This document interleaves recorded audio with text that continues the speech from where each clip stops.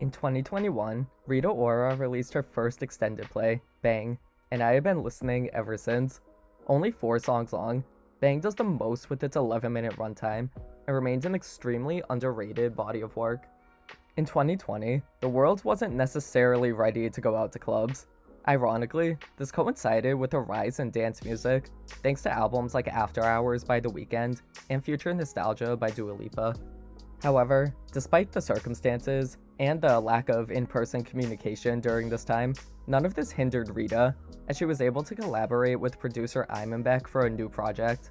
The pair worked with several other producers and songwriters for roughly 8 months before the final product, Bang, was released in February 2021. The lead and only single from the EP was Big, featuring Gunna and David Guetta, and when I tell you, I played this song out. And honestly, I still do. A 90s house-influenced EDM track, Big is an absurdly fun time. Rita is giving you bad bitch energy. It really sells the fantasy of walking into a club with your girls and making everyone's heads turn. It's a dance floor banger, and hands down my favorite song from what I've heard of her discography, which admittedly is pretty limited. Gunna's verse on it is pretty good too, but I won't lie, I always forget he's on the song because of how great Rita's parts are. His verse does offer a little bit of a breather in between the fast-paced, heavily electronic choruses, so I do think he serves a purpose for the song, and overall makes it stronger. Big, sadly, wasn't a huge hit, mainly charting in European countries, but not really making a huge impact in any of them. Considering the illness that was going around at the time, I'll just chalk this mid-performance up to a severe lack of taste. The song Bang Bang was released as a promotional single, but similarly didn't make that much noise.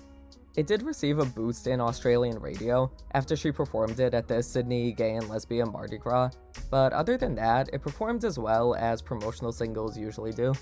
Bang Bang samples the 1980s hit Axel F, which some people might know better as the song Crazy Frog sampled. Thankfully, Bang Bang is not nearly annoying as that creepy collective nightmare we all had in the 2000s. Instead, it's another EDM bop, and the sample really does make it memorable. The song Mood, featuring Argentine rapper Kia, is a bilingual hip-hop and dance track, with the chorus that's so extra and in your face, I just love it. And the EP ends with the song The One, a housey dance pop banger. Despite the EP's short length, it still feels like a complete, self-contained project. It really does feel like she takes you through a night out partying. This was exactly the kind of escapism people needed at the time, and it's a shame that it didn't do as well as it should have. I would blame the state of the world in early 2021 for this, but albums like Lady Gaga's Chromatica and Dua Lipa's Future Nostalgia showed that there was interest in dance music. Maybe Bang just wasn't heavily promoted since it was a side project, but I genuinely feel every song here could have been a smash. Rita would eventually go back to more straightforward pop music with her next album, You and I, and while I like that album alright, it doesn't even touch Bang in my opinion. I wish she would do a full album like this. I just think she suits this 80s and 90s inspired dance, house, and EDM vibes so well. If Bang flew under your radar, definitely check it out. You only got 11 minutes to lose anyways, but trust me, if you're a lover of dance music, this will be right up your alley.